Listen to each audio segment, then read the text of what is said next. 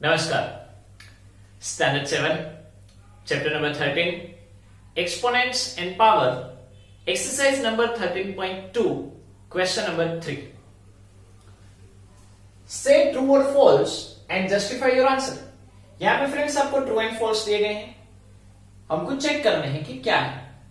First 10 into 10 raised to 11 is equal to 100 raised to 11। क्या सही है वो देखते हैं। पहली बात 10 की कुछ पावर नहीं दी गई तो क्या होगी 1। अभी बेस कॉमन है तो पावर का क्या होगा प्लस, तो क्या हुआ 10 1 plus 11 मतलब क्या होगा 10 की 12 पावर होगी। क्या होगी 10 की 12 पावर होगी। तो क्या ये 10 की 12 पावर है? नो ये क्या है 100 की 11 पावर है। अभी 100 की 11 पावर यानी क्या कह सकते हैं हम 10 का स्क्वायर कह सकते हैं। 100 की जगह पे 10 का स्क्वायर लिख सकते हैं। अभी एक स्क्वायर का 2 और 11 तो दोनों का मल्टीप्लाई होगा यानी क्या हुआ 22। अभी सोचो क्या 12 और 22 दोनों इक्वल कहलाते हैं? नो मतलब ये स्टेटमेंट क्या होगा फॉल्स। सेकंड है 2 cube more than 5 square. 2 cube की जो वैल्यू है वो ज्यादा होगी किससे 5 स्क्वायर से। तो 2 क्यूब यानी 2 क्यूब की अगर हम वैल्यू लिखे तो 8 मोर देन 5 स्क्वायर यानी 5 की वैल्यू 25। क्या ये सही है? नो 8 इज स्मॉलर, लेकिन यहां पे क्या कहा है ग्रेटर, मतलब ये स्टेटमेंट कैसा है फॉल्स। नेक्स्ट है 2 cube multiply by 3 square is equal to 6 power 5। तो पहले देखते हैं 2 क्यूब यानी 2 का क्यूब करोगे तो 2 into 2 into 2 यानी 8 मल्टीप्लाई 3 का स्क्वायर यानी 3 into 3 9। तो आंसर क्या आया 72। लेकिन 6 की 5 पावर क्या होगी 6 into 6 into 6 into 6 into 6 6 6 36 36 6 216। तो यहां पे ही पता चल रहा है कि 216 है वो इससे ज्यादा है, इक्वल नहीं होगा, मतलब ये स्टेटमेंट भी कैसा है false. Fourth 3 power 0 100 power 1000 power 0। अभी किसी की भी 0 पावर हो तो क्या होता है 1। तो इसका आंसर 1 आया, इसका भी आंसर 1 आया, दोनों इक्वल है यस, मतलब ये स्टेटमेंट क्या होगा ट्रू कहलाएगा। तो इस तरह से फ्रेंड आप ट्रू एंड फॉल्स कर सकते हो। Next question express each of the following as product of prime factors only in exponential form. जैसे फ्रेंड्स हमने 13.1 में क्वेश्चन किए थे वैसे ही कि जो आपको डिजिट दिया गया है उसके प्राइम फैक्टर्स निकालकर उसको एक्सपोनेंशियल फॉर्म में दिखाओ। तो यहाँ पे फर्स्ट है 108 मल्टीप्लाई बाय 192, दो डिजिट का मल्टीप्लाई है, मतलब 108 के प्राइम फैक्टर्स निकालो 192 के प्राइम फैक्टर्स निकालो और बाद में उन दोनों का जो मल्टीप्लाई है मतलब उन दोनों को एक्सपोनेंट फॉर्म में दिखाओ। तो पहला है 108। अगर 108 में 2 के साथ डिवाइड करेंगे इवन है मतलब 2 के साथ डायरेक्ट हो सकता है। लेकिन अगर आप में से कोई ऐसा सोच रहा है कि सर यहाँ पे 9 12 स्टार करे तो, या 12 9 स्टार 108 होता है वो डायरेक्ट करे तो आप कर सकते हो।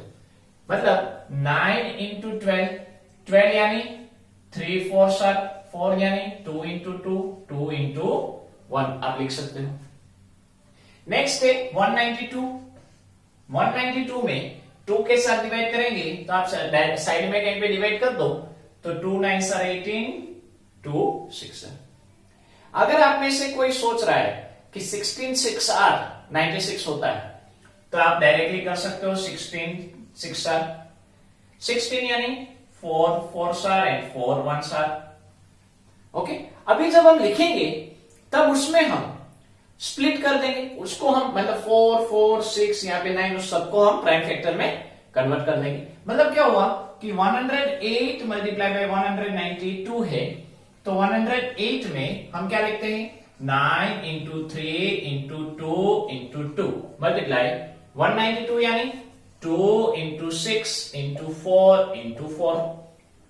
स्प्लिट करो 9 की जगह पे 3 into 3, ये 9 की जगह पे 3 into 3, ये तो प्राइम ही है उसको जैसा है वैसा ही रखा।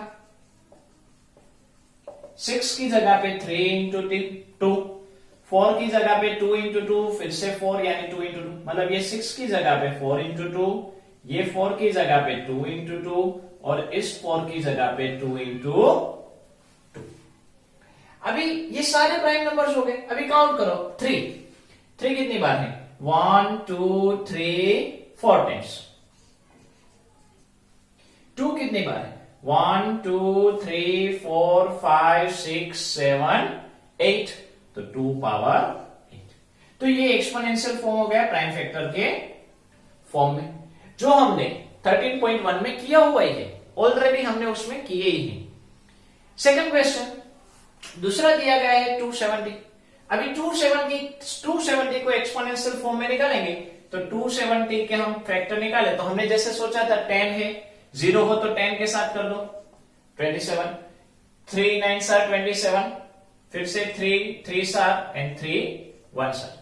मतलब क्या हुआ कि 27 को हम इस तरह से दिखा सकते हैं 10 इंटू 3 इंटू 3 इंटू 3, 10 3 3 एंड 3। अभी 10 को स्प्लिट करो, क्या होगा 2 5 10, 2 कितनी टाइम से 1 टाइम, 5 कितनी टाइम है 1 टाइम, 3 कितनी टाइम से 3 टाइम्स। तो ये प्राइम फैक्टर हो गए, एक्सपोनेंशियल फॉर्म हो गया। तो ये आपका 270 का आंसर। आपको प्राइम फैक्टर दिखाना है और बाद में ये इतना लिखना है। ओके, नेक्स्ट है 729 एंड 64। थर्ड नंबर क्या है 729 एंड 64। तो 729, अभी 729 आपने अगर थोड़ा ऑब्जर्व किया हो तो बार बार आ रहा है, 729 बार बार आ रहा है, तो उसको याद रख लो कि 729 यानी 9 के साथ ही होता है 981। देखो वैसे भी आप देख सकते हो 9 8 72 और 9 1 9, फिर से 9 यानी 9 और 9 1 जब आप लिखो तब आप 9 को स्प्लिट कर देना। दूसरा है 64, तो 64 यानी 8 इंटू 8 64 होते हैं, डायरेक्टली कर दो। ओके, मतलब हमने क्या किया, जो क्वेश्चन है उसको थोड़ा सा छोटा बना दिया। 729 मल्टीप्लाई बाय 64 में हमने क्या किया 9 इंटू 9 किया, 64 में हमने क्या किया 8 इंटू 8। अभी स्प्लिट कर रहे हैं, 9 यानी 3 इंटू 3, दूसरी बार 9 यानी 3 इंटू 3, फिर से 9 यानी 3 इंटू 3, 8 यानी 4 इंटू 2, फिर से 8 यानी 4 इंटू 2। अभी 3 कितनी बार आए 6 टाइम्स। ये 4 फिर से स्प्लिट होंगे 2 इंटू 2, ये 2 जैसा है वैसा ही, ये 4 फिर से स्प्लिट होगा और ये 2 जैसे है वैसे ही। अभी देखो 2 कितनी बार आए 1 2 3 4 5 6 टाइम्स, ये आपका एक्सपोनेंशियल फॉर्म हो गया। मतलब क्या हुआ कि यहां पे आपका वर्क डायरेक्टली कम हो गया, और यहां पे आप 9 को स्प्लिट करो, 8 को स्प्लिट करो, फिर से 4 आया तो 4 को स्प्लिट करो। यहां पे आप 8 यानी 3 टाइम्स 2 होता है, वो अगर आपको डायरेक्ट पता है तो डायरेक्टली आप 3 टाइम्स 2 भी लिख सकते हो, ताकि आपका काम है वो डायरेक्टली कम हो जाए। मतलब क्या हुआ कि हमको जो गधा मजदूरी करते हैं वो नहीं करना है, हमको स्मार्ट वर्क करना है कि 64 यानी 8 8 8 1 होता है, 8 यानी 3 टाइम्स 2 होता है। ओके, तो एक की जगह पे 3 टाइम्स 2, दूसरी बार 3 टाइम्स 2, मतलब टोटल 6 टाइम्स 2 आएगा, आ गया 6 टाइम्स 2। तो उस तरह से थोड़ा सा वर्क करेंगे, थोड़ा सा ऑब्जर्वेशन करेंगे तो हमारे से वर्क होगा। फोर्थ नंबर अपने आप ट्राई करो, उसके बाद वाले क्वेश्चन में आगे बढ़ते हैं। Now question number 5, simplify 2 power 5 raised to 2, मतलब ब्रैकेट के बाहर 2 है, multiply by 7 cube 8 cube and 7। तो फ्रेंड्स यहां पे ये 2 7 7 प्राइम है, लेकिन 8 है वो कॉम्पोजिट है, पहले 8 को स्प्लिट करते हैं। ओके, और यहाँ पे साथ साथ ये भी करते हैं कि 5 एंड 2 जो है उन दोनों का मल्टीप्लाई कर देते हैं। तो क्या होगा 5 2 10 हो जाएगा, 7 क्यूब 8 यानी जैसे अभी हमने समझा था 8 यानी 3 टाइम्स 2, मतलब 2 का क्यूब। तो 8 की जगह पे हमने 2 का क्यूब रखा, तो ये 3 पावर है वो तो रहेगी, उसको ब्रैकेट के बाहर जाने दो। ये 3 पावर जैसा है वैसे ही, लेकिन 8 की जगह पे हम क्या कर रहे हैं 2 का क्यूब, और नीचे 7, उसकी यहां पे कोई पावर नहीं है तो क्या होगी 1 पावर। फिर से 10 2 10 7 क्यूब, यहां पे दोनों का मल्टीप्लाई होगा 3 3 9 7। अभी सोचो हमने क्वेश्चन नंबर 1 किया था, 2 किया था इसी एक्सरसाइज में। ओके, इसके अगले वाले वीडियो में है वैसा हो गया। बेस कॉमन, फ्रैक्शन मतलब डिवीजन है तो पावर का माइनस, तो क्या होगा 10 - 9, यहां पे 7 3 माइनस 1, 10 माइनस 9 यानी 1, 7, 3 माइनस 1 यानी 2। यहां पे सिंप्लीफाई करने को कहा है, मतलब इसकी वैल्यू फाइंड आउट करनी है आपको। 2 की 1 पावर यानी 2, 7 की 4 पावर यानी 49, दोनों का मल्टीप्लाई करेंगे तो 98। ओके, नेक्स्ट है 25 5 स्क्वायर t 8 10 क्यूब t 4। तो 25 यानी 5 इंटू 5, फिर से 5 into 5 square t raise to 8, नीचे 10 का क्यूब, 10 यानी 2 इंटू 5 होता है, 10 यानी 2 इंटू 5, उसका क्यूब है तो क्यूब t पावर 4। अभी 5 इंटू 5 यानी 5 का स्क्वायर होगा, ये जैसे है वैसे ही 5 का स्क्वायर, यहां पे t की 8 पावर। अभी यहां पे समझो 2 इंटू 5 होल क्यूब, तो 2 का भी क्यूब 5 का भी क्यूब। अगर ब्रैकेट हो, ब्रैकेट में 2 या 3 डिजिट हो और ब्रैकेट के बाहर अगर पावर है तो वो पावर सभी डिजिट को आएगी, मतलब 2 को भी 3 पावर मिलेगी, 5 को भी 3 पावर मिलेगी। ओके, मान लीजिए कि आपको ऐसा दिया जाए x into y into z power 2, तो x को भी 2 पावर, y को भी 2 पावर और z को भी 2 पावर, मतलब इस तरह से उसको अगर हम ब्रैकेट ओपन करेंगे तो मिलेगा। तो इसी तरह से 2 इंटू 5 है तो 2 का भी क्यूब, 5 का भी क्यूब। यहां पे दोनों के बीच में बेस कॉमन और बीच में मल्टीप्लाई, तो 2 प्लस 2 होगा, नीचे 2 की 3 power 5 cube t raise to 2 plus 2 यानी क्या हुआ, 4 होगा।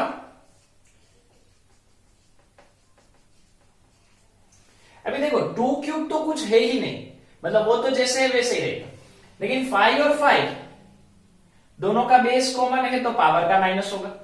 इसी तरह से t और t बेस कॉमन है तो पावर का माइनस होगा, मतलब यहां पे क्या होगा, 5 4 माइनस 3 हो जाएगा, ये 3 ऊपर चला जाएगा, मल्टीप्लाई 8 माइनस 4 हो जाएगा और नीचे 2 का क्यूब। ओके, अभी 5 4 माइनस 3 यानी 5 की 1 पावर, मल्टीप्लाई t 8 माइनस 4 यानी 4 और नीचे 2 का क्यूब।